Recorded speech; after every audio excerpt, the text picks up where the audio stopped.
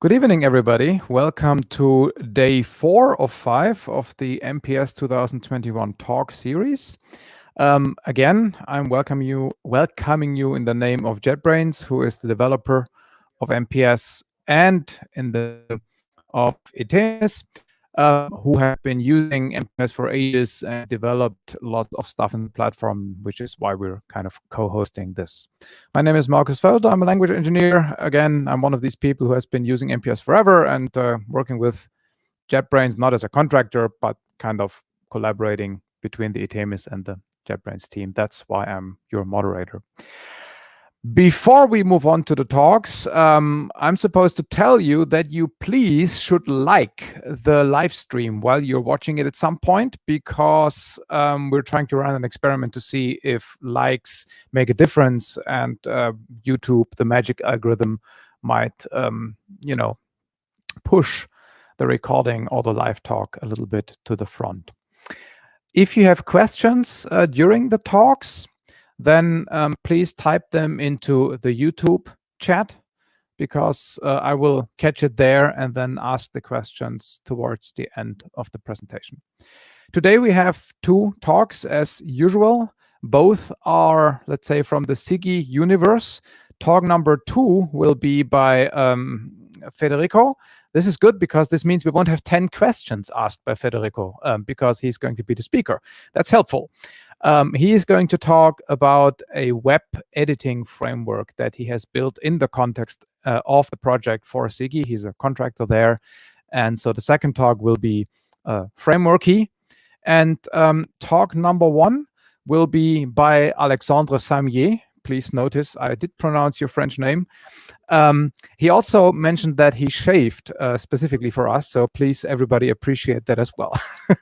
And he's going to talk, thank you, he's going to talk about the system that SIGI has been building with MPS, and it's basically administrative software that's going to be used by a whole country. Exactly. And he's going to, yes, important. And so please take it away. Yeah. Wait, I have a small technical issue. So, hello. So today it's a talk about building a language for municipalities, and as Marcus said, it will be for an entire country. So I'm not disclosing the name of the country now, but I think you will guess it with the presentation. So as a nicely prepared presentation, we have a table of contents. So we will overview the Ziggy, so the company, see how we try to tackle the problems with an ERP approach, then how we move to the Ziggy Nova, that's the name of our solution. Then, of course, we are going to put the hands in the language. Then a surprise slide and lessons learned and the next steps. So I will start directly with the history of the Ziggy. So Ziggy is an association of municipalities and syndicates and social offices, and we delivered solution to the administration in Luxembourg. We have doing this for almost 40 years, and we support the citizen, the municipalities, and the childcare institutions, social offices, syndicates, all of the public administration in their missions toward the citizens. These missions are very various. We have to help them with a wide variety of them, like administration or maintenance, water supply, waste management, and so on, and so on, and so on. So from this, you can guess that these missions, even if there are something common, it's that it's the communal missions. They are somehow very, very different, because you cannot like do the urban planning or permits just the same as you do the water supply. So as we have to build a solution that is matching all these needs, this brings a certain level of complexity. Moreover, we also have variety of users. We have to address the needs of the civil servants who want an efficient program to be able to do their daily tasks. The elected officer who are more interested in facts like KPI and reportings and something to see how the city is going depending on the city side or the democratic footprint or the urban footprint or the social development. Then we have this maintenance staff people that need to be able to have some things to do and some missions to fulfill. And of course, the citizen of the communes that we have to ease the communication and everything that the municipalities provide them. So to cope with it, at first we develop an ERP. This is like a screenshot of the ERP, how it looks like. And this ERP, you can see there are like somehow a lot of buttons everywhere, because it is like historical. It started with less communes, and then the complexity went bigger, and every communes wanted to have specifications, and this specification were like a bit different from the others, so they cannot be put like in something very, very have the same process for all of them. So we had to add a new button for new features, for a new customization, a new whatever. And this application became more and more complex, and it couldn't cope anymore with the variety of the business needs and the business processes. This also made that it was more like ruled by the IT people who were developing it than by the actual business needs. And it was difficult and inefficient, like the user experience was a bit inefficient. And in the end, like we noticed that the people, they were not actually learning the business that they were like, that their actual business, but they were learning how to use the tool. This complexity was like exponential, of course, because the more you put and the more things gets complicated. And when you try to fix something somewhere, then you are often breaking something somewhere else, because it's not only doing like population, but it was doing everything of the different communal missions, from finance to population to budget to anything that the municipalities need. Then, so this is like a summary, and we have this monolithic application would become very complicated for the digitalization. And at some point, one guy, the director actually, he came with an idea. He said, when I was younger, I developed a compilator. And with this compilator, we could do everything. So the only thing we miss here to do everything, it's a language to do so. So at first we thought it was a bit crazy, because yeah, this was completely different from what we have been doing for over the years. And but he didn't stop there, and he started to do some researches, and he started to talk with some Italian guy making like papers on the DSLs, and he got in contact with Federico. And Federico didn't stop him. It told him, this is a good idea, and this is possible, we should do that with MPS. On the other side, there were other people that thought that this complexity should be like done better if we had like the wizard process pattern, like small steps to do the things more easily.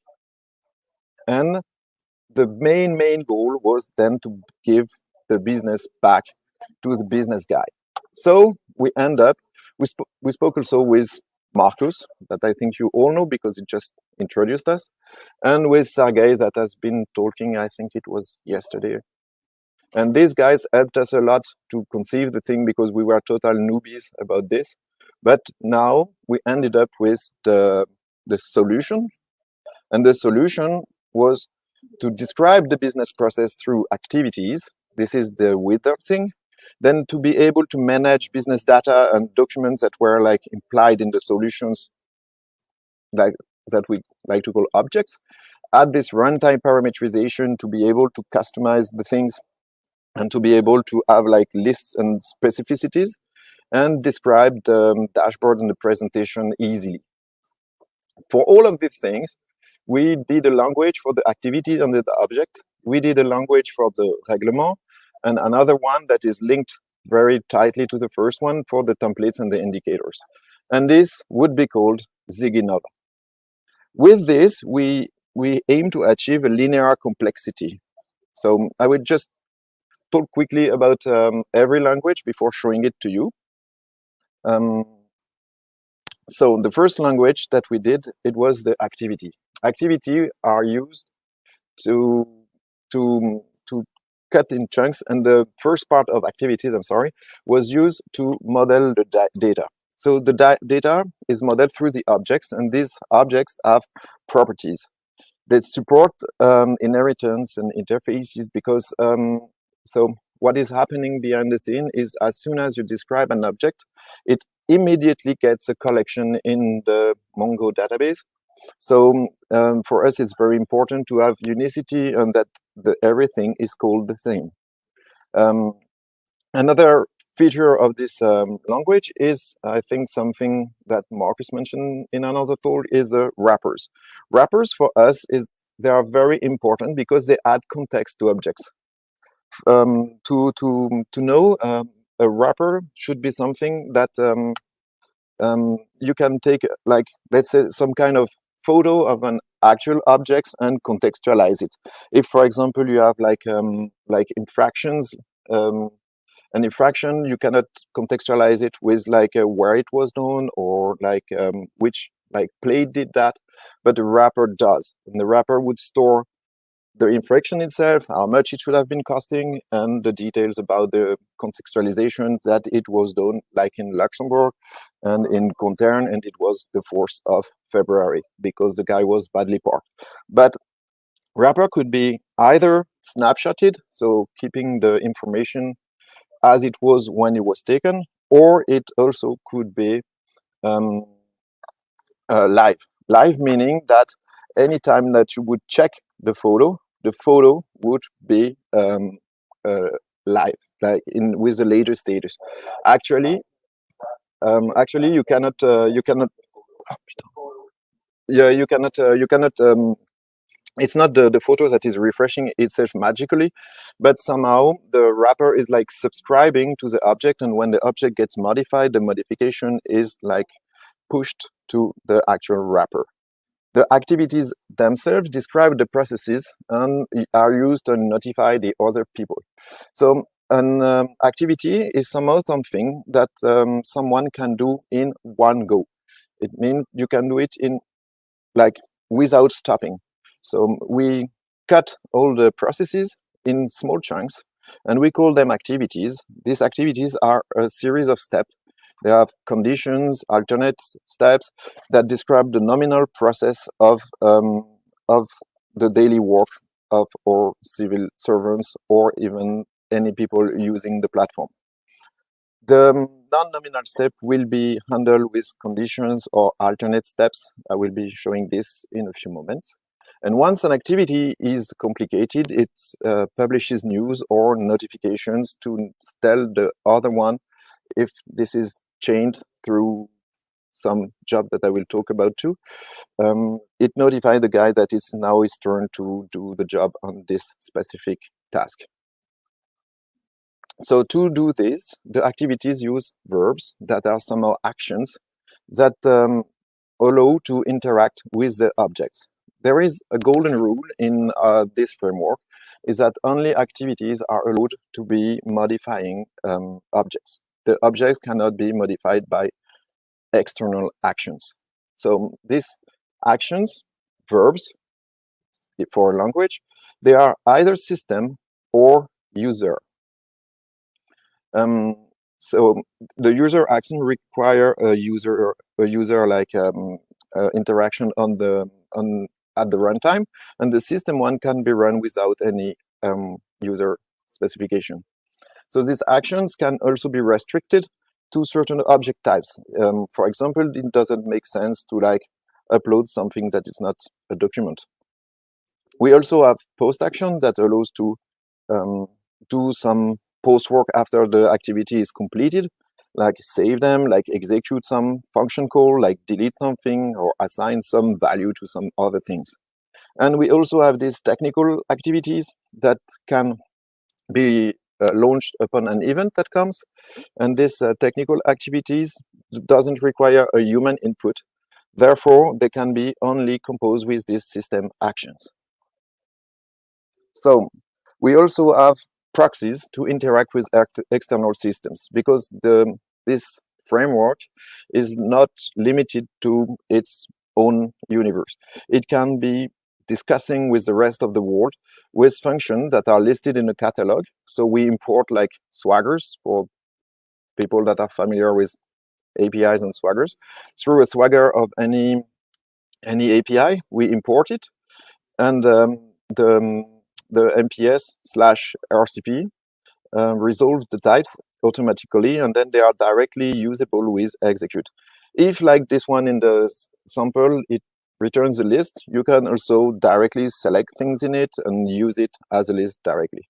The complexity, like the authentication, the scheme, and everything, is not visible for the end user. It's absorbed into the whole process of the proxy. The proxy also does the conversion, if it's completely external, between the rest of the world objects and the Ziggy Nova objects. So, activities, if I have to get a summary, they are manipulating classes like design time things. But then comes a règlement. So règlement is a French word for rules or law, and it allows us to add runtime parameters and customizations. So it allows to transcribe and digitalize the law. That is a very big challenge nowadays. And while many activities are performed same way by most of the municipalities or most of the clients, there can be important differences between like entity-specific process. So I mentioned entities several times, so you can guess. This is a tenantized environment where all the data is segregated between the different entities that are using the Ziggy Nova. This règlement, allows also to scope and complete. So it is working like a tree, where we have the European règlement, then the national one, and then the communal one, and they like override each other to make the more precise definition for the given entity. If the given entity doesn't have a specific rule, then we take the national one. If it does, then we would take the specific one. It also helps to define the constraints and applicability, and this is the thing that that was for us important. It was to understand that in the end, the rules and the law, they are mostly just a set of constraints that we could describe somehow easily. Then the règlement is more than that, because this was the base idea, but then we ended up doing more with like validity periods. So it allows us to be able to be ready for a change of law with like preparing the changes. For example, with our old ERP, it was like complicated when in Luxembourg they legalized like the wedding with people of the same sex, because the whole thing was based on somehow the opposite. So it required like a lot of work. But with the Ziggy Nova, it's just a change in the constraint, and then you publish the rule, and as soon as the law comes into effect, then everything is ready. We also can define jobs. So jobs are a sequence of activities. These activities could be like executed by different person, of course, but also in different entities. So natively with the jobs, we like make the bridge between the different entities, and this bridge allows us to have like this inter-entity like processes that crosses the barrier of the physical segregation of the data and of the people. Moreover, the people could be like in several municipalities or several entities. You could be like member of a syndicate and working for a ministry and be elected in some commune. There is nothing against that. And this thing also helps, allows us to handle this kind of situation that was very complicated before. The règlement also defined the document types, like the archiving patterns, and if the document should be saved in the blockchain. By the way, the blockchain, before we had the example of verbs. Sign can put the document in the blockchain in the case that the document is like due to go to the blockchain, says the règlement. It also allows complex calculations like assignation for big pacts, so big regulatory thing that we have to calculate about, like housings, about climate, and this big reporting can also be done through the règlement. Then the last but not the least, the last part would be the display with the model templates that allows us to say how the object should look like, and we show the object that have been created through these activities with thumbnails and details, search fields of course, and you can launch like pre-initialized activities on an object or a part of an object if it has a list itself, and sub-templates would be like uniformizing the display of everything inside. Then in the end, it is like assembling Lego brick on a final portal. The indicators is a like recent addition to the language, and it allows us to add like graphics and filtering, KPIs, charts, dashboards, and more objectives to the functionalities of the language. The only small thing that is like extra in this is that you will aggregate the objects into facts, and these facts will be like pre-calculated to make the display faster. Now we'll go with like live demo of the language that because I talked a lot about it already. Now it's time to show how it looks like. So we have, I will start with like the object.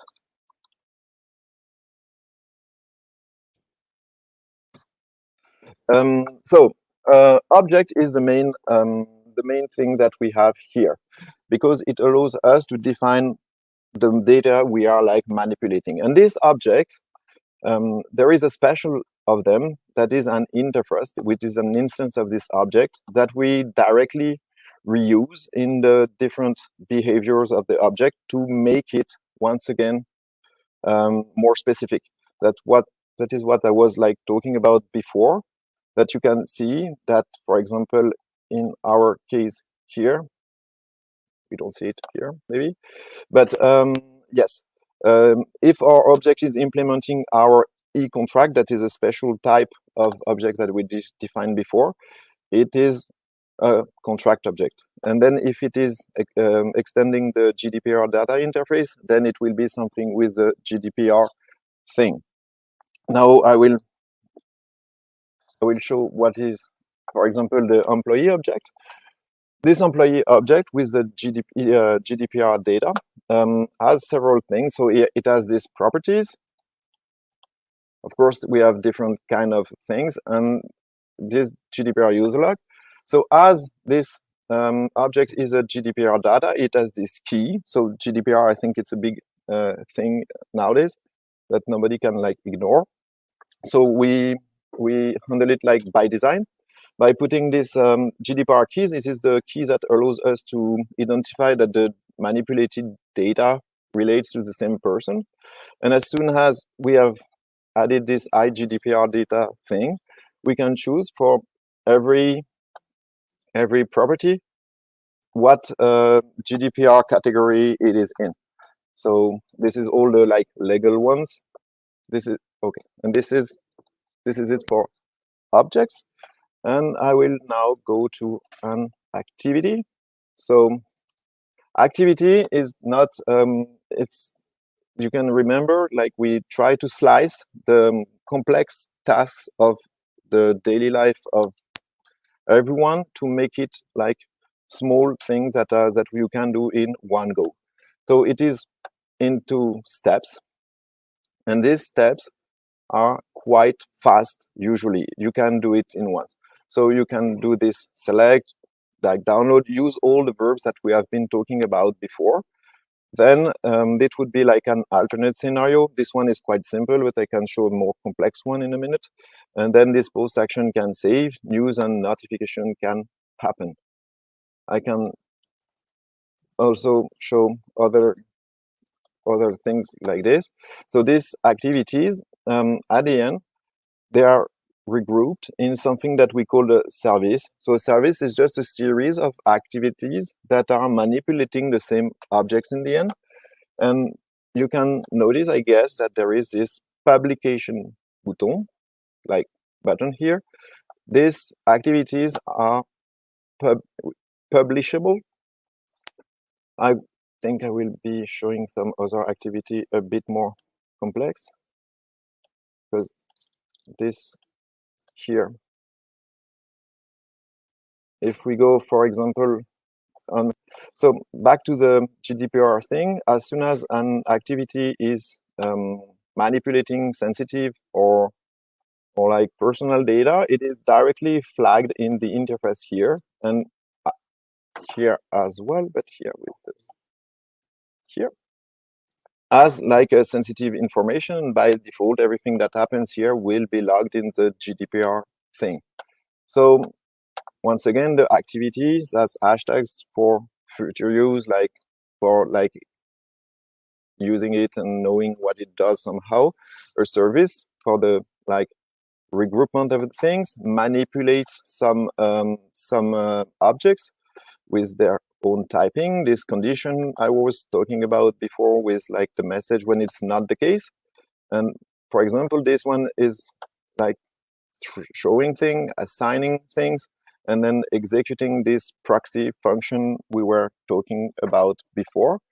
This proxy function in that very specific case allows us to communicate with the national registry that is like out of our like perimeter, but it is very easy here.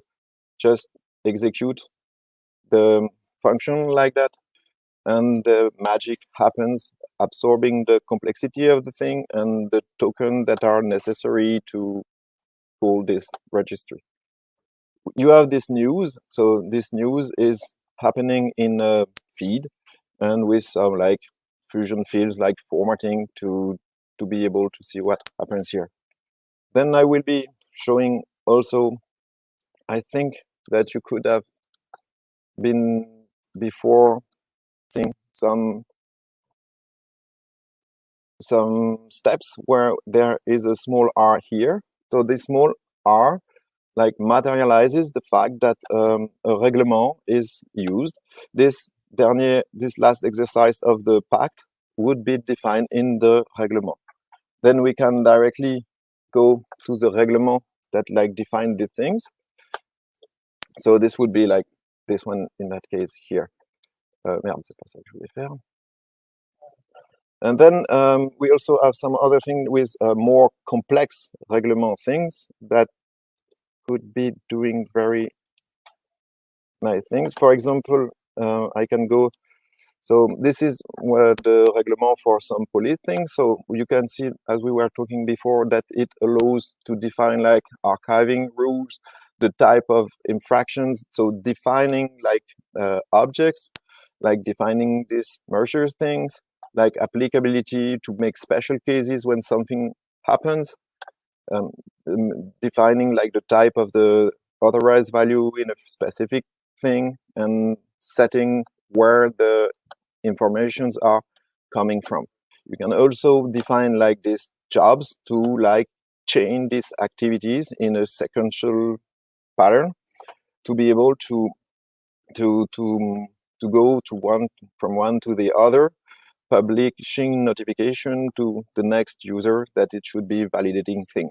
This job thing is exactly the same. You can choose the entities that you will like post forward to. Could be any entity that is available in the system and using the situation. We have like more complex calculations in the règlement as well. It is a bit slow for navigation. Sorry. So, for example, in the in the calculation of the pack clima, it's not very readable, I suspect, in the stream. But we are like making these complex calculation rules outside of the activities themselves, because if the process stays the same and just the calculation rules change, or a commune or whatever has a specific calculation, we will use the calculation that is the more adapted to this very specific situation. I will just go now on the templating to see how we see things in the final. So as I was saying before, so this is concerning an object, and so this one is a detail, it's a bad example, sorry. This is concerning an object and a service, because this group of activities will have a service, as we said. It's how it will have a menu point, like thumbnails, like informations, like details, like the activities that we are starting from an existing contract. So this activity that we have here is taking into a parameter this type, this exercise that is a pack clima, and it will be passed the pack clima that we are on in the templates. If I go back here, you can see that you have other things, and you can be using like sub-templates as well. This sub-template is used to make detail of a building, for example, in that case, and then to show it means that in the pack clima we have a list of them, and then we want to show them individually and to be able to launch activity on them specifically, not on the full array of it, not just on a specific one, to be then able to gain a step, not to have to choose the thing. The last thing in the language that we have here would be also here, and this would be this indicator things. First of all, we have something that we call an indicator object. We define the filters that are somehow dimensions, how you build these objects. For example, this one are built from the consommation pack clima for the bâtiment, and then the vehicles, it's built in some other way, and as soon like the different values that you have in it. And then when you have this indicator, you can do the display of it. Add it an icon, a description. The source is always our fact object. Some conditions that we will to filter the thing from the beginning, like if you can modify it on the portal, if how it's represented and how it's grouped and everything. And then all these things, they are summed up in a dashboard with categories and what of indicators you want to show. So you could see here, I'm showing both MPS and an RCP that we had. And this RCP looks exactly like MPS, but there is no possibility of editing the language. The language itself is published through plugins, and these plugins, when we have this continuous integration that that publishes the plugin, that is immediately available for every user to update. So I voluntarily did not update the last one, so you see how it looks like, just like a regular MPS plugin, and we can go from there. So the lesson that we learned from this situation, it's that with this we have like big productivity increase, because it was easier to do everything with this. We gave the thing back to the business, and we have this RCP that is very rich with like type system, with like auto completion, which is MPS style. But on the cons, we have this RCP that is MPS style. It means that it is not very like user friendly for the business guys. It's complicated for them to get used to do it, and even if we try to do a very nice interface with it, it still looks like a bit of programming. Mostly when you looked at the table and the règlement, it looks a bit complex. So in the pros, it's very easy to deploy a language with the plugin, The activities are somehow self-documenting and both specific because they have the same like skeleton, and generic because they are fine-tuned at runtime by the reglement. And we can address with this kind of thing all the stakeholders at once, because the guy at the civil servant is happy with the winter thing, like the guy, the elected guy is happy too, because he has the dashboard that he can customize himself, and everything is nice. And the guy, we have these report things, everyone is happy with the solution. On the cons, we still have the thing that it is complicated to update with the RCP itself. When we have a new version of MPS, we have to redeploy the complete part. Most of the time, the plugin is not compatible anymore. We have to make a new plugin. And of course, queries, build, and maps that are the kernel F operation. I think that the specialists that were looking at the presentation recognize kernel F in many places. And these builds and map and tables and queries, they are a bit complicated to like read. But in some points, in some cases, I think you are like stuck by using these things. And the last thing is that reglement is not as readable as expected. At the first, we were like hoping that we could like swallow, let's say, all the law, and then with the like calculate our reglement and use it directly. This was not actually possible. But what I wanted to show is, because this one was just about the language for now, and now I can show you how the things looks like in the portal. So I will start with the indicators. So this is the indicators we were having before. Sorry if I switch a bit rapidly. We have this consummation, evolution with the vehicle, building with a bar, a column, and this consummation thing. This repartition, so this, like, I don't know if it's in English, this number of cars, this number of equipments, and then the key indicator. And this is the categories that you find here. So everything here, of course, is dynamic and recalculated. We can change, remove the bâtiment thing because we are not interested in this anymore. So the calculation is now a bit slow, but it should not happen like that. Wait, shit. I think I lost the focus. Shit. No worries. I'll show the portal again. Okay, so this is the main page of our portal. I think it's a bit slow when I'm streaming at the same time. So our thing is the news feed here, the thing that is populated by the news of the different activities. Then in the things, we also have the different services that we could be talking about. As soon as we have inner services, we have the newsfeed of the actual service, not anymore of the whole portal. Then here you see that the objects that have already been created here, and these indicators that could have been done. I think in that case there are no, and then the activities that you could be launching here. Like launching an activity is like executing the code that we have been describing before. So in our case, the thing that is very important and I wanted to emphasize about is actually the fact that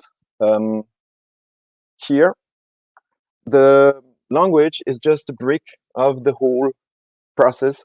We made, I like to call it like a full stack development, business development platform that has 4 steps. This is the sleep architecture with the structure of it done in the MPS directly by language engineers. These language engineers, they package the language into plugins that are available for the business analyst scripter that uses the RCP directly, that transforms the business processes, is analyzing into templates, activities, contracts, services, reglement, and whatever. They are then published with a continuous integration mechanism into the portal here. And the portal speaks with this interpreter thing that at runtime accesses everything that is needed, compute the rules for the fluidity of the portal. Doing this, we also solve like the main concern of most of the organization using multiple entities is like this right management, because these activities, they are assigned to groups that are based for the notification things. And being assigned to groups like that, it allows to give back the user management in the hands of the, like, let's say, power users of the entity. We also talked about the fact that we could have this cross-entity things. And now that we did this thing, we noticed that we still have a few problems with like user experience, not the end user experience, because this one is handled, but the user experience for the business analyst people that are using the RCP. We would like to democratize this solution and to be able to have maybe a web editor. So I don't know if Federico is somewhere, but it's a call, Federico. And but Ziggy is also open to like collaboration and evolution of the MPS web architecture, if we can like take part into this solution, because we are like actually demanding it. And we are also, and this is something that is very important, we are also ready to share this experience and this full stack development and business development thing that we call Ziggy Nova. And this Ziggy Nova experience, we are ready to share it and collaborate with other public administrations to like make it real, like the collaboration between entities. This is what we managed to do for the Luxembourg now, and we would like to extend it if it's possible, if anyone is interested to collaborate with us. I think that's all for the presentation. I hope it was not too like long or boring. I think I am, yeah, I'm 3 minutes too fast. Is it bad, Marcus? Yes, it's really bad. We have to now be quiet for 3 minutes and wait until the 45 minutes are over. So let's wait. Okay. All right. So thanks for the talk. Very interesting. Again, one of these systems where it's really great to see the whole chain, right? From language, structure, interpreter, runtime, web, lots of questions. So first, again, before I ask a question, everybody please like the video so we can hijack YouTube and, get everybody to see this. Second, just a quick comment from me about your comment regarding kernel F and complexity of map and builders and stuff like that. I absolutely see that, but you might consider replacing these with more end-user friendly notations, semantically doing the same thing but looking nicer. Sure, but it was not a reproach. It was actually a fact. I was not reproaching it because kernel F helped us so much. We didn't have any solution to do that. And so it is, for me, as a tech user, I find it fine. It's just for a business user, it's somehow complicated to cope with it. Absolutely. And but my point was that the idea of kernel F is that those things that are useful one-to-one, you just keep them. But if you notice that certain concepts are too syntactically ugly or too complicated, you remove them from kernel F and add more domain-specific, more readable, nicer things for the end users. This was just a comment. It's not, because I've heard this from several customers, and that I just like to emphasize that. All right. So there's a question from Sophia. It's a two-part question. Do you have any GDPR compliance functionality? I think the answer is yes. We saw some of that, right? Yes. The GDPR compliance is built in the actual framework. So this is something we took into account in the very early stages, because this is we are like doing software for the municipalities where GDPR is a very big concern, and for us it was very important that the people can be confident in the solution we offer, and then the GDPR is something very important for them. So this is natively done. That's what I try to show in the object presentation. Yeah, maybe she asked it before you showed it or something. I don't quite remember. But the follow-on question is, if yes, what structure did you use to implement it? What do you mean? So so we are flagging the. So at first we defined this IGDPR data interface. Object inheriting this IGDPR data interface, they have this GDPR key, that is the key that we will be using to log the things that access it. And this is something I wanted to show and I somehow forgot. Then in the activities and in the templates and in anything that is showing the thing, in the actual export of the activity or the template, the place where the sensitive or personal information is manipulated / shown is flagged directly. And when the interpreter sees it, it logs it in the GDPR database with the treatment. And the treatment is the name of the activity. Then we have the Elasticsearch. That's where we store it to be the thing. And then we can look for the whole thing.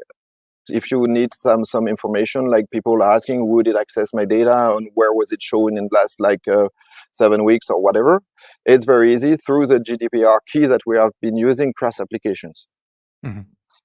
Is it clear? Of course.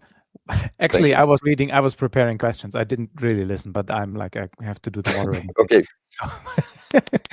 So both Kemal and Noli were asking around what was the effort, team size, how did you get all this done?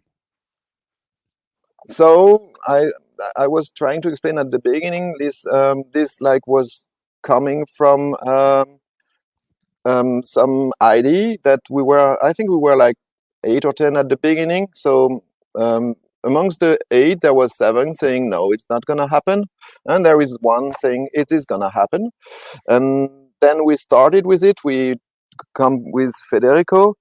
And then for the language development, I think there was 5 language people. Then about 20 developers, for back and front.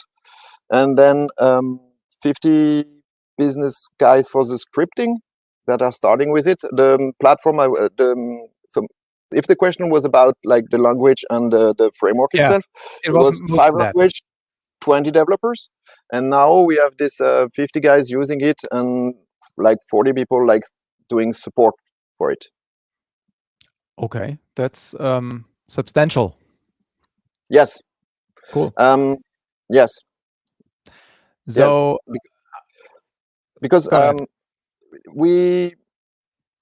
more we advance with Ziggy Nova, the more confident we are in it. At the beginning, it was some kind of experiment. It was not called Ziggy Nova. It had a code name, all the experiments. And the more we do it, the more it becomes nice. The more it becomes good, and then the more we can do with it. And that's why we started a bit smaller, and then we bigger and bigger and bigger, and now the people are using it, and we are producing applications somehow massively with it. There's actually a question that relates exactly to that. By again, also Noli, what's the release cycle, especially the first one? Did you produce an initial version with minimal features that you released, or did you wait for all features to be done before you released version 1? So it was quite long at the beginning because we had to develop all the bricks, and it was almost 2 years until we get to the fully functional first version, let's say, because we didn't have the MPS knowledge, we didn't have the RTP thing, so we were publishing directly from the MPS thing. So the language developers and the scripters were the same at the beginning. Then the interpreter, we were not really knowing how we were going to use it. We wanted to move out these proprietary technologies that were Oracle on Microsoft to go on more open source technologies.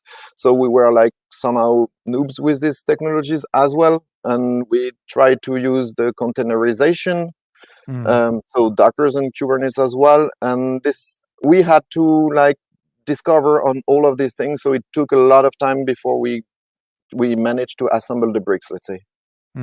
Yeah, this Almost is also an experience that I'm seeing in various places, that you don't just change the way how you specify your system, meaning the DSL.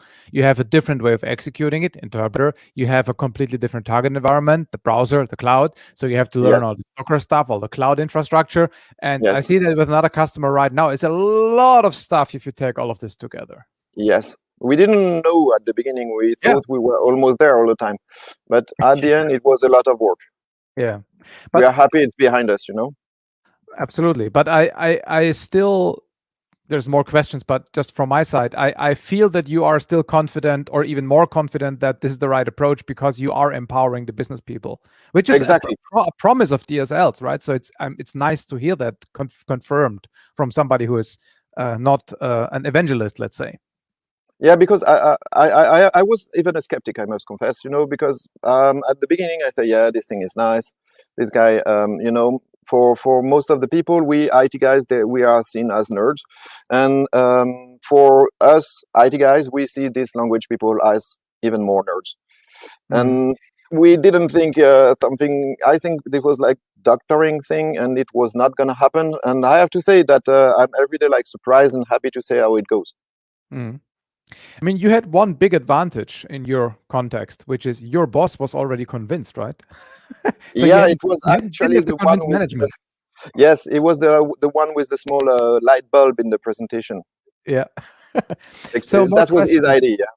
Yeah, exactly. More questions. Again, since I didn't learn to read Cyrillic from yesterday, I have the same problem. I don't know how to pronounce the name.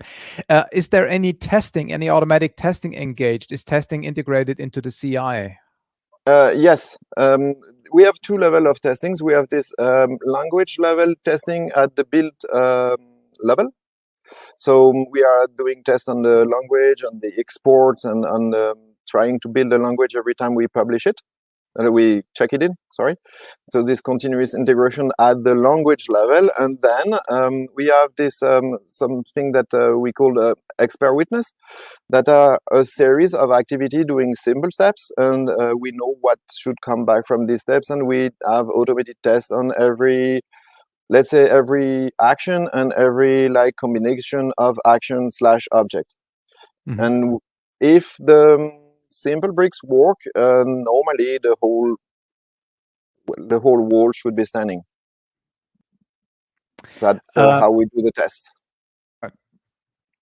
Okay. By the way, I did actually learn the Russian language by asking Google Translate. So the name is Vladislav. The next question is from Antonio.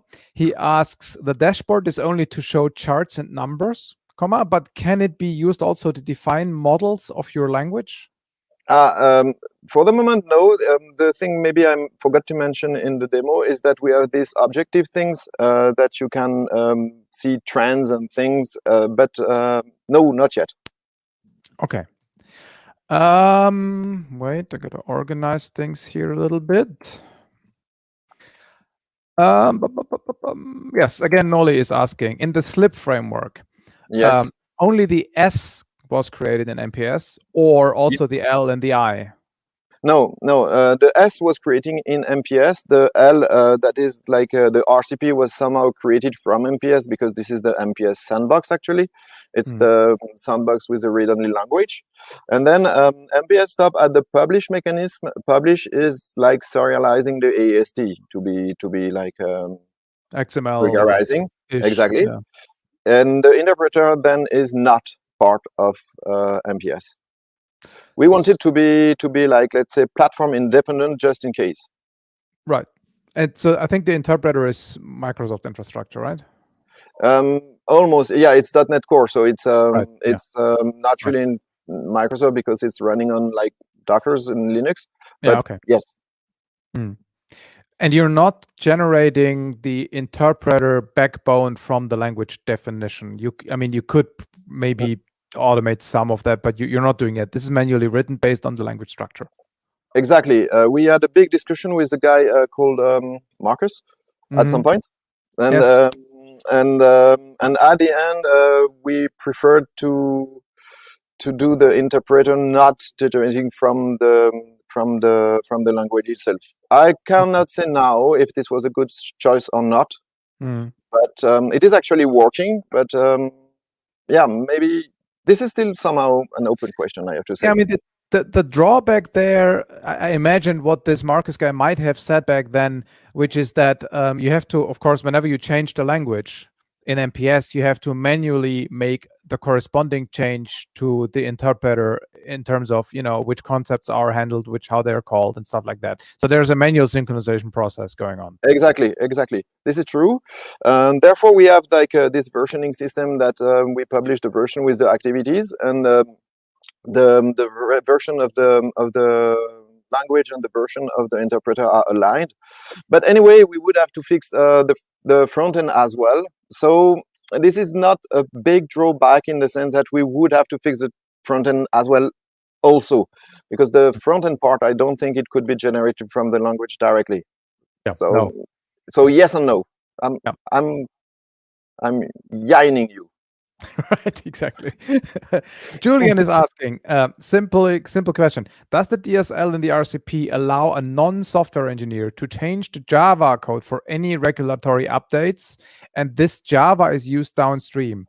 This is not data entry to populate with data. I'm not 100% sure what he means, actually. Yeah, me neither, because Julian, hello.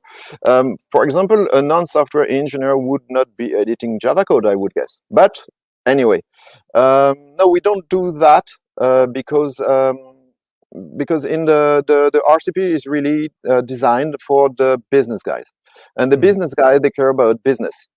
They don't want to be knowing any Java things. But there is something important in the question, and is how we populate the data. So to answer this, we have data especially. Yes, you have two opportunities. Let's say either the data is directly created from the framework upon the first usage of the activities. This is the let's say easy case. When there is no needed extra data. And the second one is when the data is coming from an external system and we have to do some integration. This is the second case. And this second case, we handle it with proxies mostly, and dedicated one-shot import tool or conversion tools through the proxy thing. And this is how we handle the data initial load, because as soon as the initial load is done, then either you have to ask things like communicate through the proxy with the external system, and when it's in the Ziggy Nova framework, we don't need an external system anymore. We make it live with the activities. Yeah. Nolly is asking, by the way, or I don't know actually if that's a male or I think it's a male name. I'm sorry, I don't know. Right. Can't see the picture.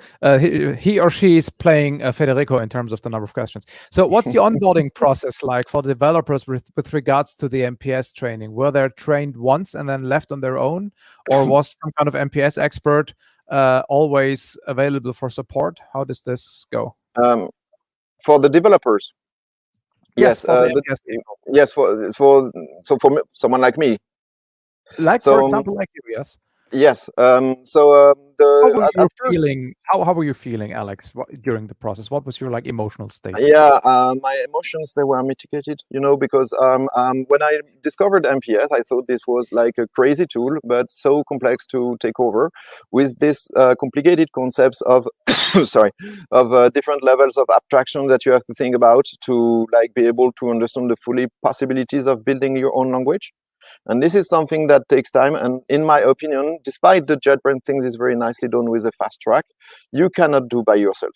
I think we had to use the help of Federico, that is coming in a few minutes, I guess, of Marcus and of Sergey especially. Lately, some other guys from Itemis helps us as well. For us, it's complicated to be like a profession, like on the language without the help of this dedicated people. Yeah, unfortunately, that's often the case. Yeah, I mean, it's nice for certain people because it helps them make a living, but it's not a state that is desirable. Yes. It would be better if that were not the case. Last question from Nolly. He is asking, isn't it defeating the purpose of MPS or the idea of a DSL if you introduce an interpreter? I would disagree with Nolly on this one, because a language is made to be used. So if it's used through the MPS interpreter of ours, I think it doesn't really make a difference. The important for us in MPS is being able to define and build the language properly. Yeah, it is true that all the documentation of MPS and all kind of the tool, how it appears to people, makes it look like what you do with the language is you press the generate button and then you run the generated code. But it's not, I mean, we do lots of other ways, like with interpreters in the tool, outside the tool. So I agree with you. There's no relationship there as well at all. Thank you, Marcus. All right, so we're 1 minute late. I think Federico will be okay with that. Thank you very much, Alex. Very interesting talk. I appreciate it. Thank you very much. Bye. Ciao. Ciao. Okay, so Federico is probably being popped into the stream right now. Hello, Federico. Hi. Hi. So you guys probably all know him. He's the guy who asked all the questions in the previous days, but more seriously, he runs Strumenta, a service company, consulting company around language engineering, MPS, and other stuff. He also hosts the Thursday evening, well, except today. Today is no meeting. Usually the weekly language engineering meeting in his Strumenta community. And as Alex mentioned, he was involved in the SIGI project, as we like to call it. And as part of that project, Federico, you developed some kind of web editing toolkit. Yes, exactly. Which you're going to talk about now. Good. All right. Okay. So thank you for the introduction, and congratulations to Alex for his presentation. It was very interesting. Even if I was involved in the project, I learned a few things, and I really liked that presentation. Now, I'm going to talk about this experimental part of Ziggy Nova that is trying to basically bring the editor to a scene to the browser. And this works is, of course, done with Ziggy. And in particular, in these web editor parts, we got the help of a bunch of people at Ziggy, and Alessio also helped me at Strumenta, and Sergey. And in general, it's always great to have Sergey involved in an MPS project, especially in this case in which we needed to understand some of the MPS internals. And I guess he's the only guy with that kind of expertise. Now, Alex already very well explained the example. I'm just doing saying a couple of things of the project for the people that connect late or will watch these later on YouTube. And yes, once upon the time, Ziggy decided to build this DSL to create business application for the public administration of Luxembourg. So we met, I flew there in September 2018. We have a few meetings, and very soon we were joined by Markus Wolter and Sergei Kosheyev. And so we built this DSL. I think I need to update this number because I knew that 20 business analysts were using this DSL, but if I recall correctly, Alex said that now there are 40, 50 persons using that. So apparently the number is growing. And as he said, the application are defined in MPS, but then deployed and executed into a web portal where the public servants actually use them. And he explained the DSL in much detail, so you can refer to his presentation just to give you quick idea of how the main concept looks like, the activity concept, you define basically the kind of information that is acquired at each step, how we process it, and how we navigate to the following steps. So there are these languages to define business application. Okay, if these MPS editors are so great, why deciding to build a web editor? And I think there are three main reasons or set of reasons. There are grouped around installation problem, usability problem, and integration problem. Now, the first thing is installation.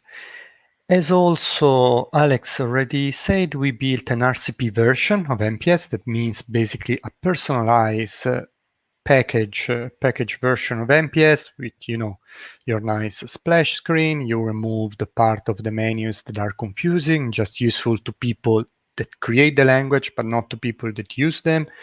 You maybe removed some complex project panels, and you give this application to the user. Now, we have a plugin repository. So when we modify the language, we can basically publish this new version of the plugin, and the user can install the new version for the system. But it works until you need to upgrade the version of MPS you're using. In that case, well, you need to go uninstall the old version and install the new version. And this is why, for example, at this moment, we are using version 2019.3 because we don't want to go and install it on all the machines of the user. Also, as developers, we tend to forget that our users sometimes don't have admin privilege on their machines. So, for example, at some point, we needed to install Graphics, and we needed to ensure this was on the path, but normally users do not have the permission to do that. So you need to call someone from IT that does that for you. It's not exactly great. It's an effort, and we would like to avoid that. Then there is the point of usability. We are used to simple web application that seems very approachable. You just use drag and drop, and you start using them very easily. You don't have the same feeling the first time you open MPS. And I think Marcus also said something around this topic, that the feedback we are getting is that users are reasonably okay with the language, and the editor itself is what is around the editor that is confusing. This shell is confusing. All the bunch of menus, all the panels, the project views, and there is just too much stuff, I would say. In a way, if you think about that, MPS is trying to serve two different masters who have very different needs. Because MPS is used by language engineers, we are very hardcore developers, and they like to use this tool that it looks like an IDE, because if I'm not wrong, MPS is based on the IDEA platform. That is the platform powering these amazing IDEs from JetBrains, but well, IDEs are tools for developer by nature. And so force the same tool to be used by language engineer and language user means accepting some compromises. And finally, there is the point of integration. And here I mean integration in a very broad sense, because I mean integration with the web team. Ziggy has web developers that can work on web application, and we could leverage their skills to build the editors if they were built with web technologies. I think you saw the portal in the previous presentation. Have you seen that? Well, it's very nice, and it's better than what I could build. So it's better than what typical language engineer could build. So if we can reuse those skills that Ziggy has, I think it will be an advantage. Then integration with the portal.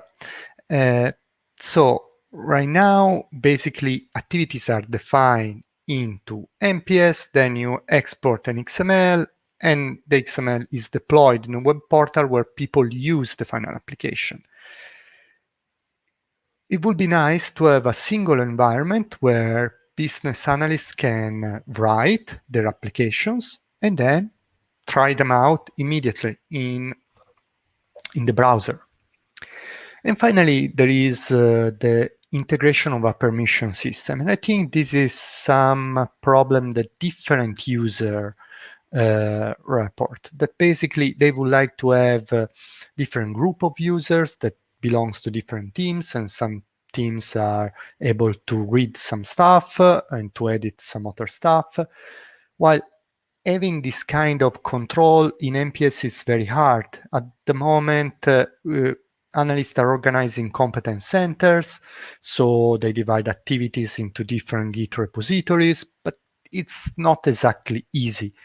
If we build some web editor, we could include these controls more easily. And then there was some comments from an analyst working at SIGI, and basically the idea was that at the moment they're using some external tool for the first brainstorming phase, the one in which they try to model the kind of overall system they need. And later, when they're ready to formalize things, they jump into MPS and define the single activities.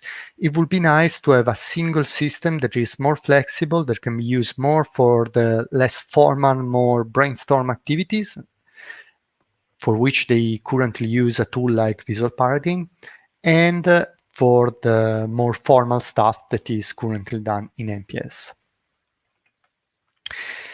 What we are aiming to do, and this is a challenge, so we will see if we can solve this, achieve this, but it's trying to combine the approachability of a drag and drop tool of something very simple as Blocky with the productivity that we have with the editors that we built in MPS. So kind of challenging.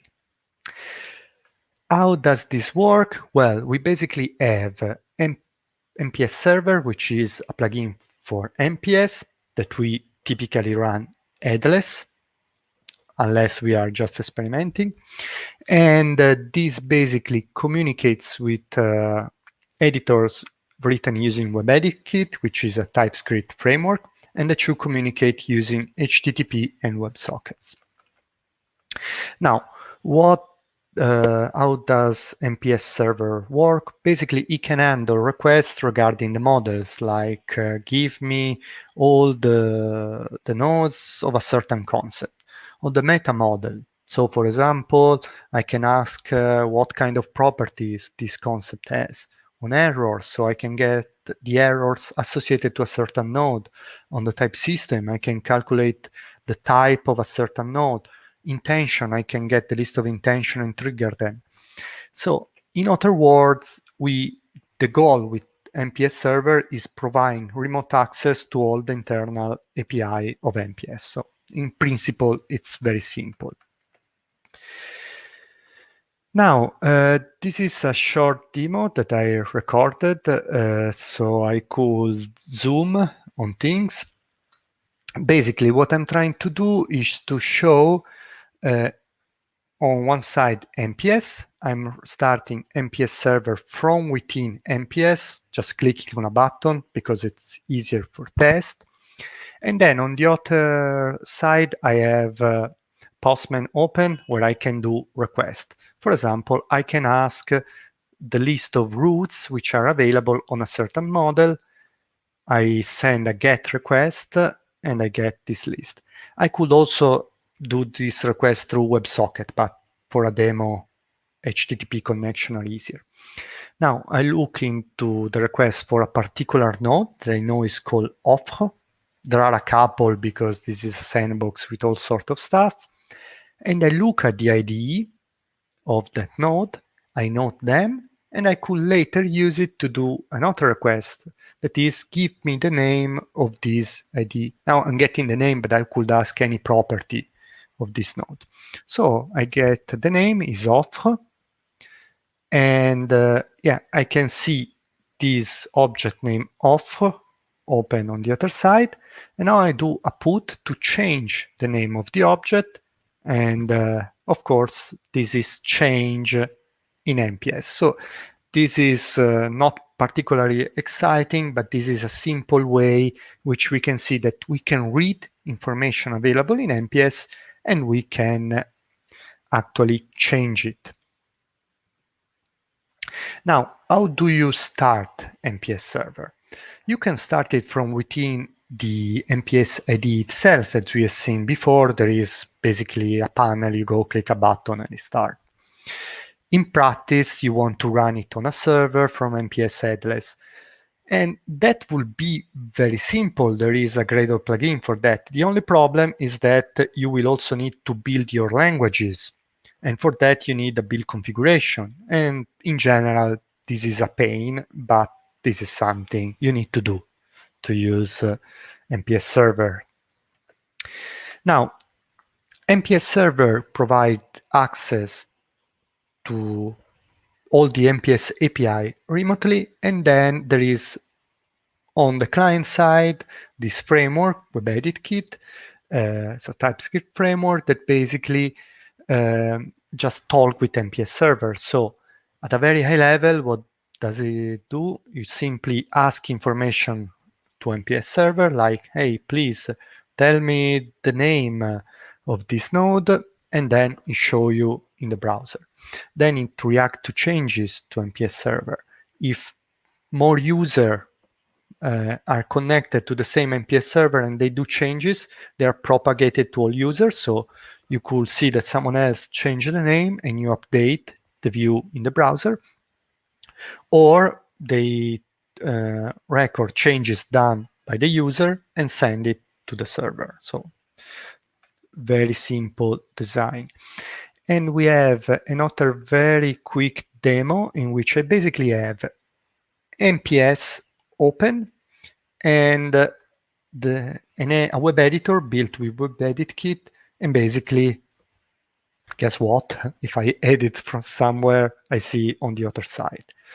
And I can edit properties and I can select references, so not exacting.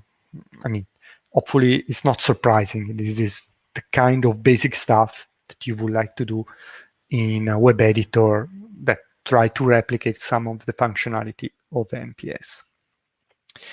Now, just to give you an idea, to build the editor that you see in this white screenshot, you have to write the code that you see in the black screenshot. So it should give you an idea of the kind of complexity that you are facing.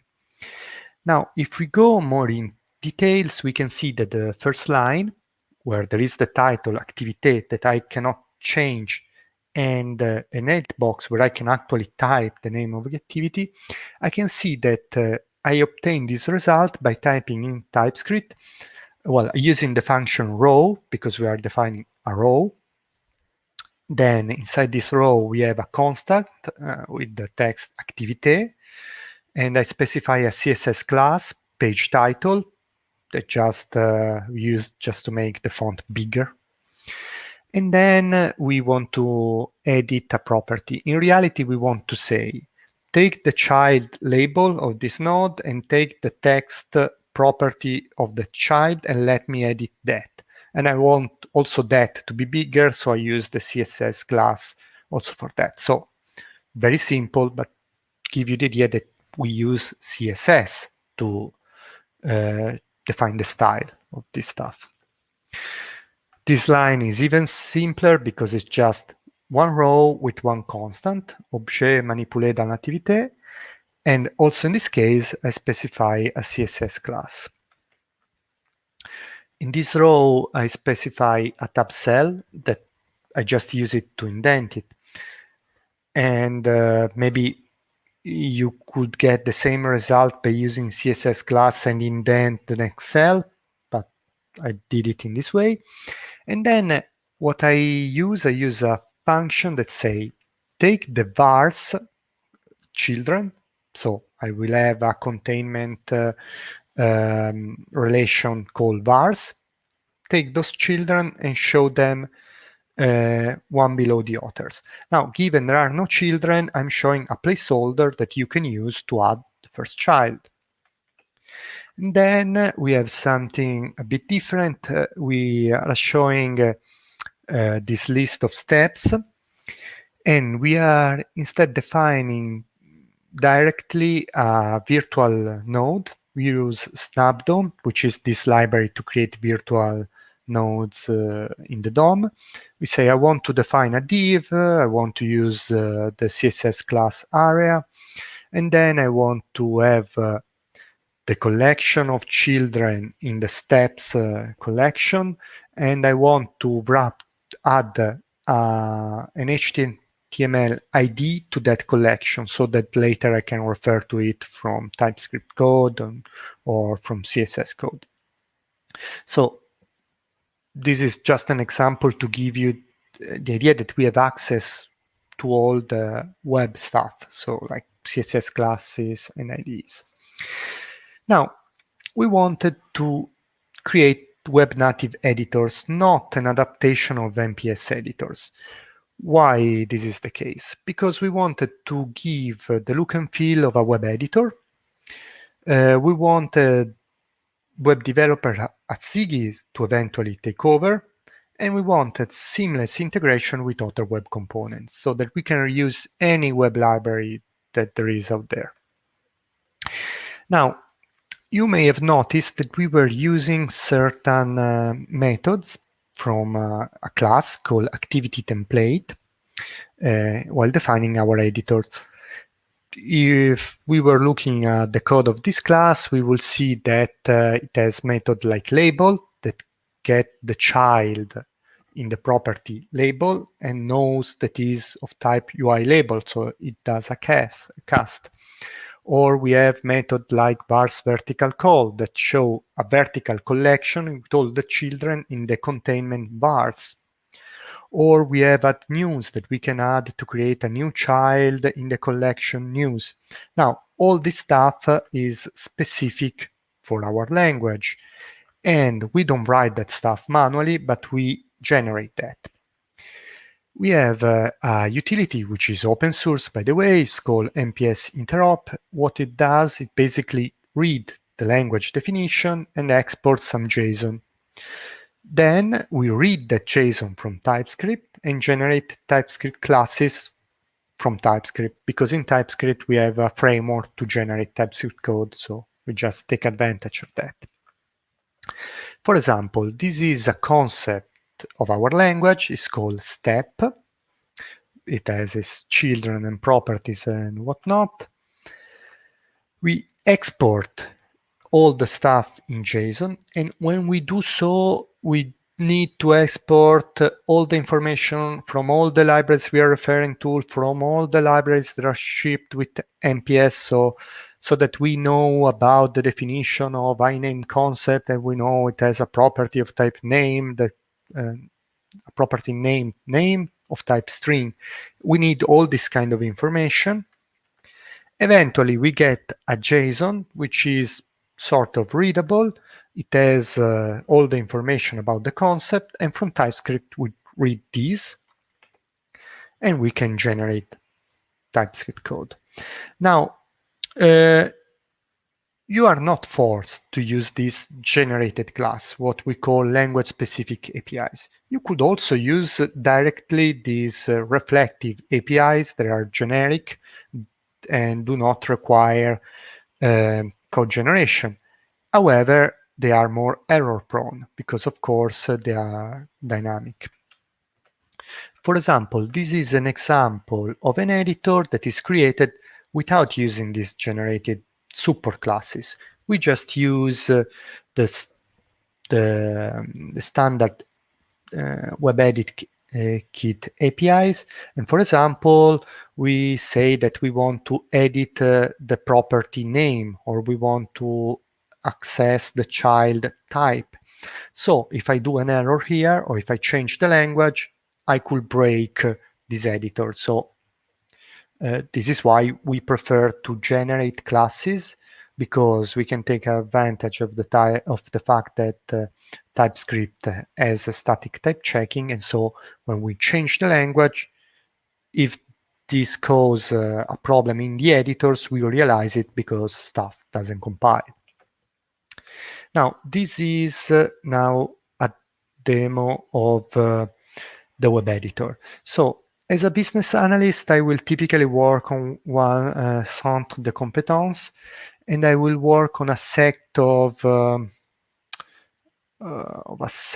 problems like achat, amortissement, facteur fournisseur, offre, planification, and so on. So there are group of related activities and related object and related stuff. Let's say it's a subdomain. So in the web editor, I can open one and see the list of activities, of objects, or processes, of reglement, of searches, all sort of stuff.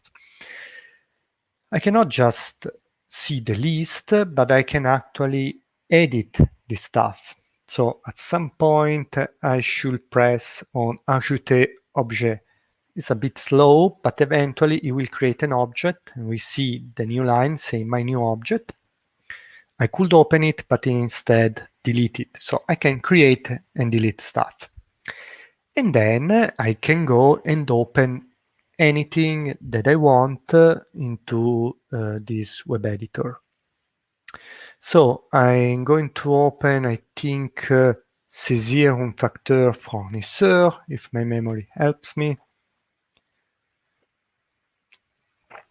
And yeah, it takes a while to load. It's not that fast, but eventually it loads an activity, basically called MPS server. It asks all the information about this activity, and it renders this activity. Now, suppose it's the first time that I open this editor. I have no idea how to use it, but I figure out that I can just drag and drop stuff. So it doesn't require a lot of training to use that. So I will just drop these things. Now I can add the name of my step.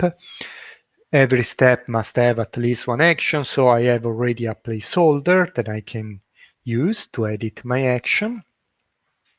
So I can trigger auto-completion. It gives me the list of things that I can refer. Into this case, I decide to add an action of type sélectionné. And then you cannot see it because it's not in the part that I'm zooming, but I'm dragging and here dropping another action of type sélectionné. Now, I can basically add stuff or by pressing enter or by using drag and drop, but these are the two different modalities to edit stuff. At some point, I should go. Yeah, very important thing. I could press export XML from here so that I can generate the XML and deploy it manually in some other system. Of course, in the future, we want to add a button that say deploy in a text environment, because given we are already on the web, it doesn't make sense to export stuff and to manually import them in the web portal. So the next logical step is to replace this export XML with a deploy button. Now I can go and edit something else. So a process. Processes are something that we are just starting to support. Basically, they represent the higher level of abstraction. So a set of activities are a macro activity or a process. I can generate a diagram. It's not as cool as the one Tom showed the other day because it not update automatically. You have to click the button update. Now that I've seen the presentation from Tom, it feels outdated. So I will change that. But a nice feature this one has is that give you the possibility of expand the activities you are referring and get one single diagram. And by the way, you can also click on the singular activities and they will open in the editor. So this is a very quick overview of the web editor. But now that we have seen it, I want to talk about some principles. One important principle is flexibility. For example, drag and drop is not directly supported by WebEditKit. It's something we understood we wanted, and we were able to edit it, to add it specifically in this project. We just pick a library that is called Dragula for drag and drop, and it took me 6 months to understand that Dragula stands for drag and drop. I think Sergey made me realize that. But it shows you that it's really easy to extend WebEditKit and just reuse web libraries. In this case, we just add this hook. Basically, when this virtual DOM library has generated the code, we want to run an insert hook that just add a drop target so that we can drop stuff into the steps area. So it's that easy. And another principle that we want to follow is the one of combining approachability with productivity. So we want to have a gentle learning curve. So the opposite of MPS, basically. We want to make easy for people to get started. So sometimes I think it's also a matter of perception. If you think that you can start with drag and drop, you have the idea that the tool is easy, so you can get started.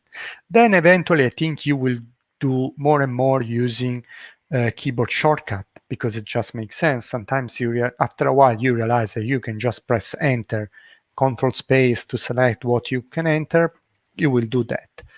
But I think that first impression really matter, and it makes easy to bring people on board because they can start using drag and drop and later move to using the keyboard.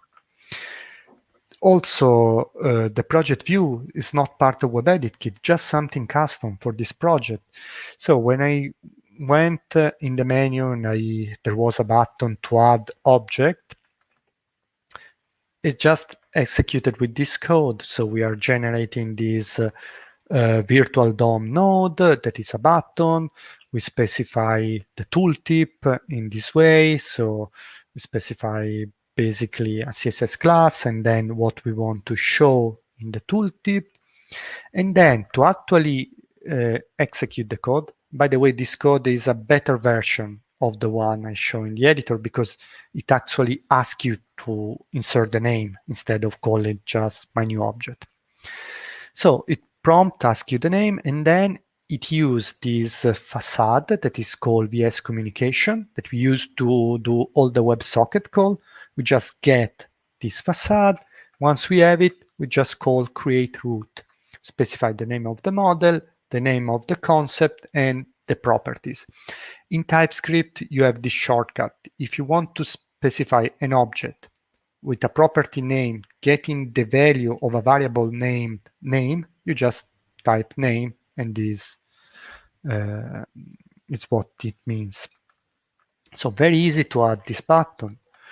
Or another thing that we have is this extension mechanism. Basically, in this case, we have the logic in MPS to generate this diagram because we have also similar diagrams into MPS. So we want to reuse this logic that we have in MPS, get a description of the diagram we need to show, and then do the actual rendering using this JavaScript library. So we do that by using the extension mechanism, and we basically can define in MPS Server new action that we can expose connected to a certain object, to a certain concept, sorry, and then we can invoke this action either through WebSockets or HTTP calls. For example, in this case, we have an action that can also take one Boolean parameter expanded. So this flag to show the expanded or not expanded process. We get this parameter, and then we invoke the logic that we have on the MPS side that calculates this, the information to show in the diagram, and then we serialize it and send it to WebEditKit that will then draw it. And this is the same principle that we use to implement this export XML button. We have this logic already implemented in MPS, so we basically are doing a remote call to MPS. Now, we could potentially also expose all the action that are part of the behavior.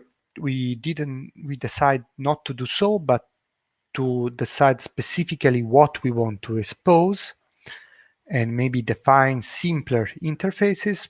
But yeah, that's the way that you can expose stuff that are part of your behavior in MPS Server so that you can access it from WebEditKit. Now, what is the status of the project? Right now, you can use the web editor to complement what you're doing in MPS. It doesn't have all the functionality that the MPS editors have. So you want to do the complex stuff in MPS, but if you need to read the information or to do lightweight editing, you can also do that from the web editor. To build this, we also needed, of course, to do a lot of work on MPS Server and WebEditKit, which are open source projects available right now. And so, we wanted to show what we have done so far and also tell you that there are these underlying technology that we hope to evolve together. Now, there are a lot of challenges with this thing. Now, the first big challenge is, of course, building usable and performant editors.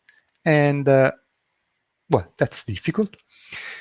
The second difficulty is to keep MPS editors and web editors aligned. The third one is supporting collaboration, and collaboration between people using MPS and using the web editor. And finally, having MPS on the server is quite challenging. So let's dive into this. Now, building usable editors is a lot of work. MPS Server, well, MPS evolved, I think, over 15 years and becomes easier and easier to use.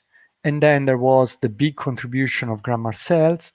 But to really get there, there is a lot of work to do.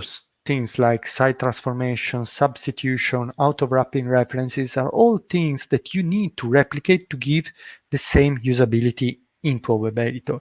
And you need to do that making something that is fast. That's hard. It's a lot of work. So maybe we should just take a lot of inspiration for things like grammar cells and try to replicate some of this usability. Because at the moment, with WebEditKit, it's easy to represent the structural part of the languages, but expression are basically not supported. So we need to get there by using something like grammar cells, or maybe take inspiration from Projected. So if you're unfamiliar with it, this is a projectional editor that runs in the browser from Jos Warmer. It's not connected from to MPS, so it doesn't work natively with MPS, but I think is doing a great job in making web editors that are usable. So maybe we should study it and learn lessons from there.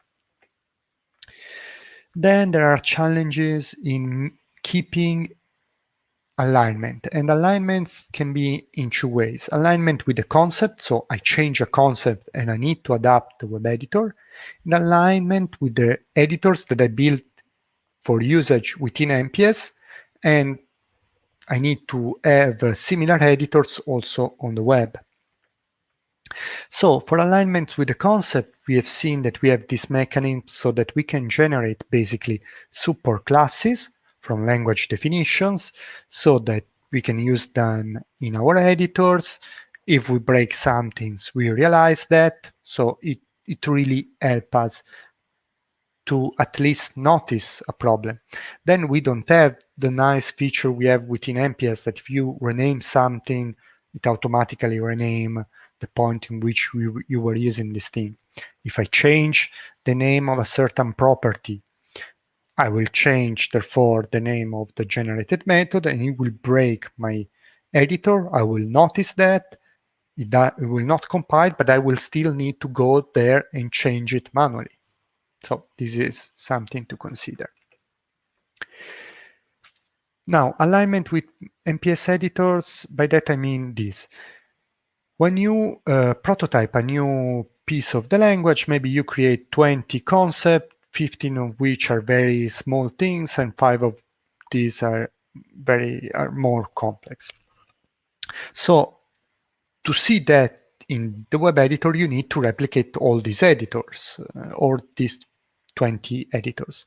But given 15 are very stupid because are maybe just a constant or reading a property, we have also mechanisms to read the MPS editor definition, and in case they are very simple, and only in those cases, we can automatically generate the corresponding web editor definition.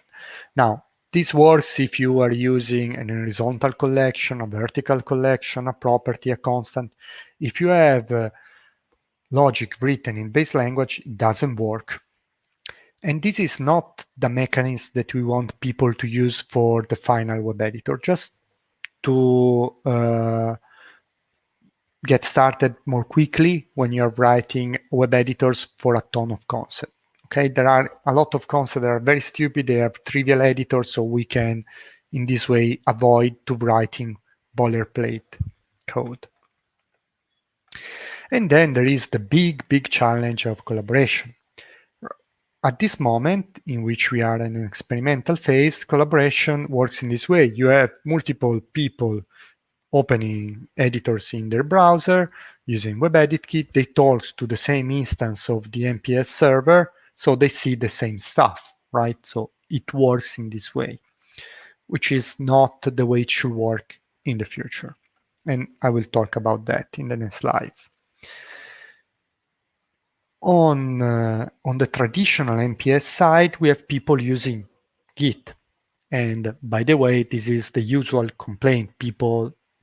Developers are okay using Git, but business analysts are not in love with Git and commit and pushing and pulling and merge conflicts. No one wants to deal with that. So one possibility that could help us is using ModelX. So we could have basically the people on the MPS side using ModelX, so connect to a model server, and WebEdit could use ModelX indirectly. So it could connect to an instance of MPS server running on an MPS that is connected to ModelX. So in this way, we could also afford having multiple instances of MPS server because they will talk to the same model server through ModelX. So this is what we could do in the future. And then there is this challenge that MPS running on the server, well, it's heavy, it takes a lot of resources. And so we don't know how many users we can serve, or how many WebEditKit users we can serve with a single instance of MPS server. This is a challenge. And so it is something we need to figure out. Maybe we can serve just one, maybe we can serve 3, 5, 10.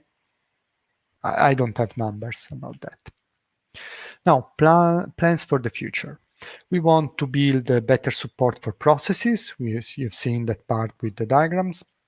We want to make the editor great for read-only support, so visualizing, navigating, exploring the stuff.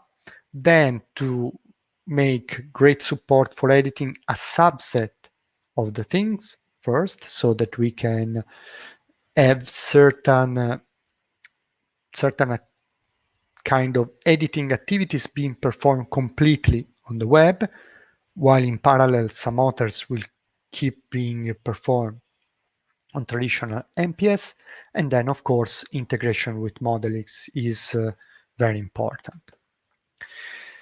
other things in more distant future are maybe have a more what you see is what you get approach, because at the moment, basically, we define activities that there are from which then we generate web application.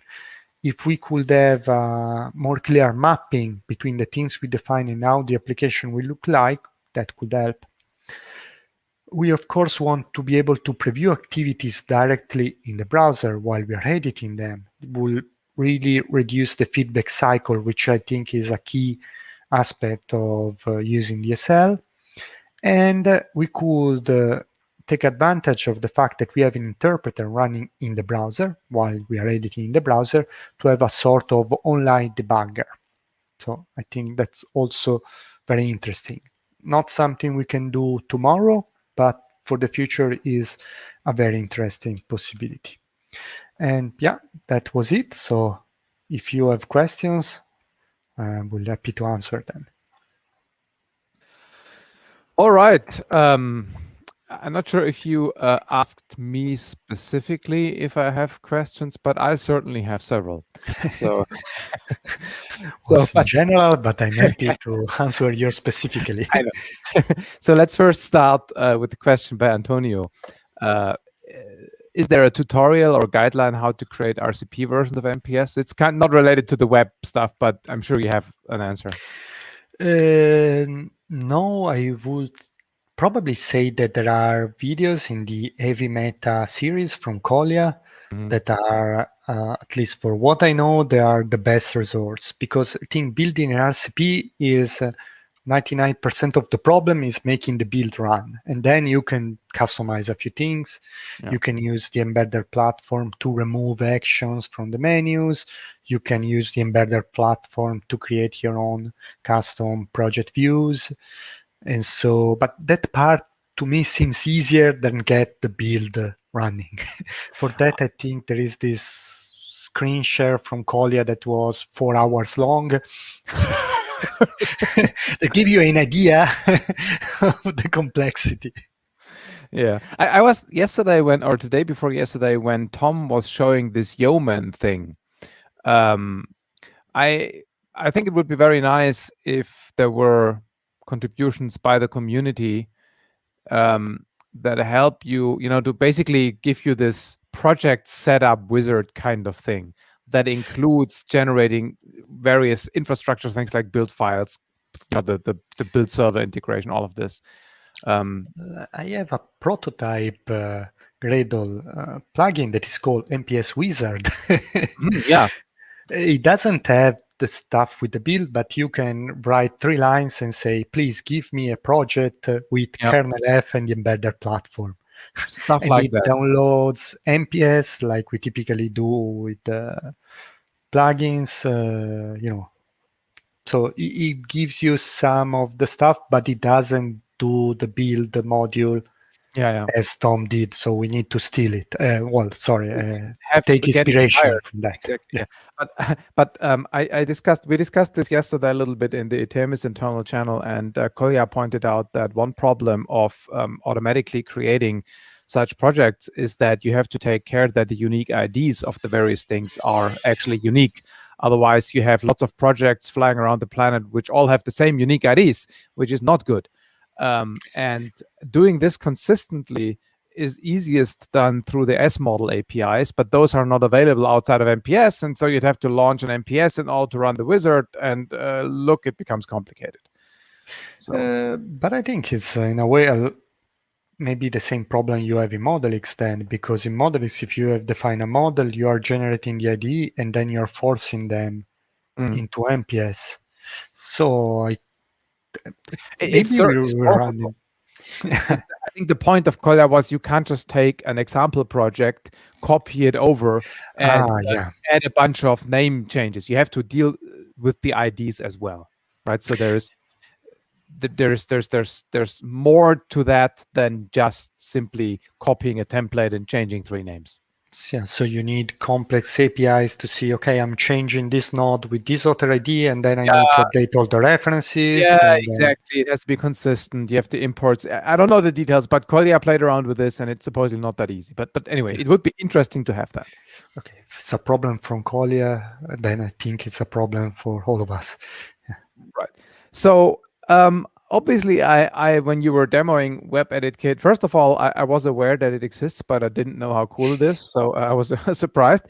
Second, obviously, I had questions regarding integration with Modelix because it's kind of obvious, but then you addressed some of that stuff, and you pointed out that running MPS on the server is a challenge. I see why, but I would suspect that Sasha probably solved that, right? I mean, not the resource consumptions, but getting it running, making sure there is scalability, automatically starting MPS instances, doing the health check, killing them if they die, stuff like that. I think he has solved it in the sense that given it, if when you use Modelix, basically MPS becomes stateless, and then you can scale in that way. Yes. So we definitely need that. Yeah. No, but I mean, what I'm trying to say is that you probably don't want to build this again. You really want to use Modelix. Yes. I want to use Modelix. Yeah. And I think that if we see Modelix more as the backend infrastructure with APIs onto which people, for example, you can build web editor kits like yours, then I think the overall story looks quite promising. Yes. No, I'm convinced to use Modelix. I'm also contributing to it. So I know. I'm convinced. Yeah, no, I know that you're convinced. I'm not trying to convince you. I'm trying to paint the picture for the audience where this whole story could go.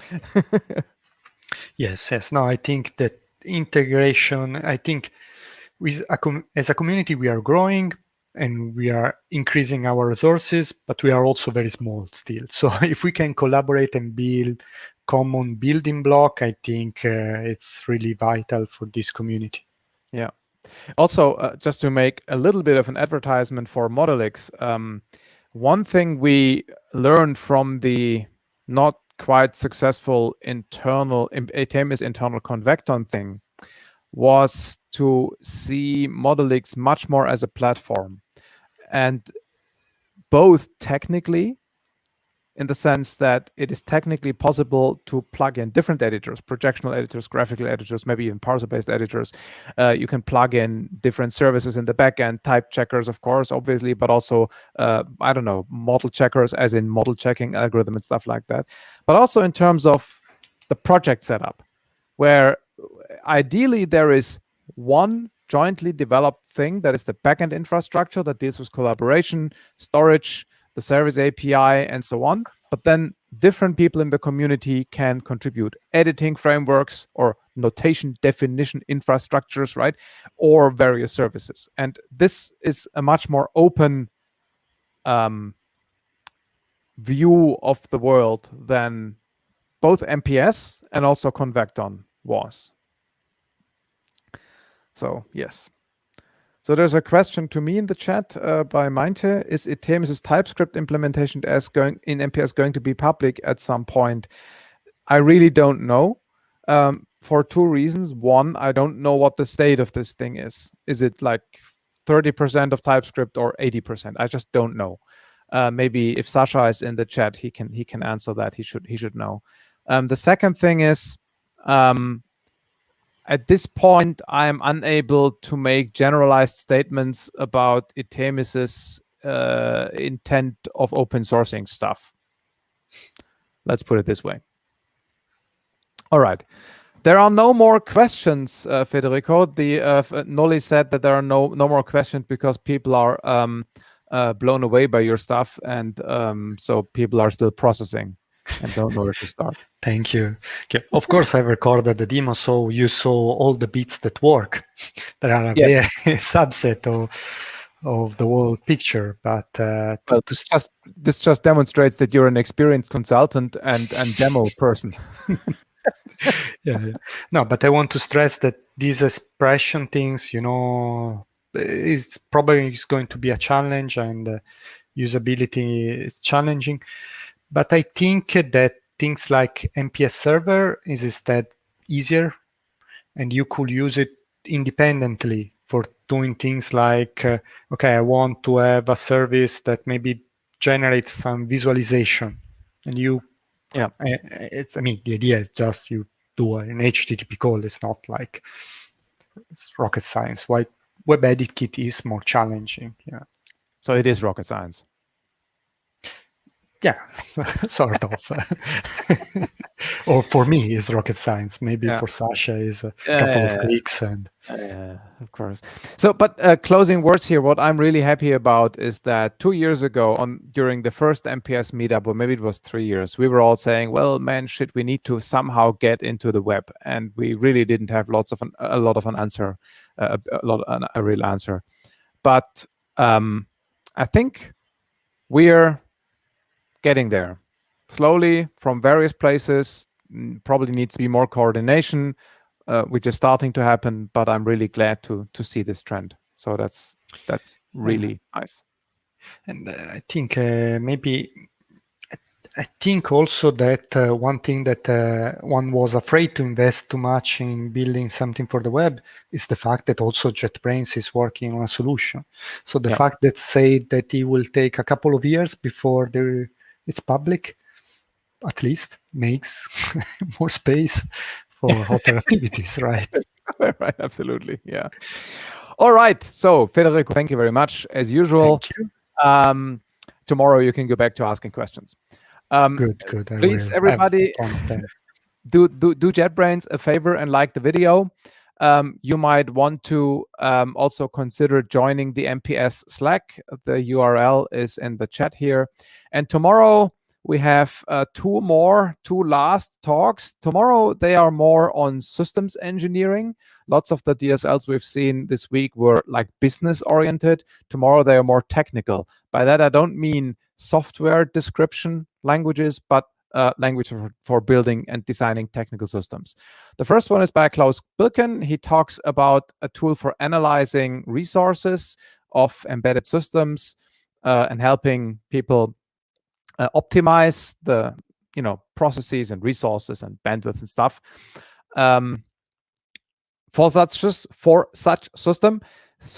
And the second talk is by Florian Bock from Audi about a textual scenario description language. And by scenario, he means scenarios that are used in automated driving tests, basically. So you need a scenario through which the automated driving algorithm is driving the car and hopefully not crashing. And this will be tomorrow. All right. Thanks, everybody. Like the video and see you tomorrow, same time, same place.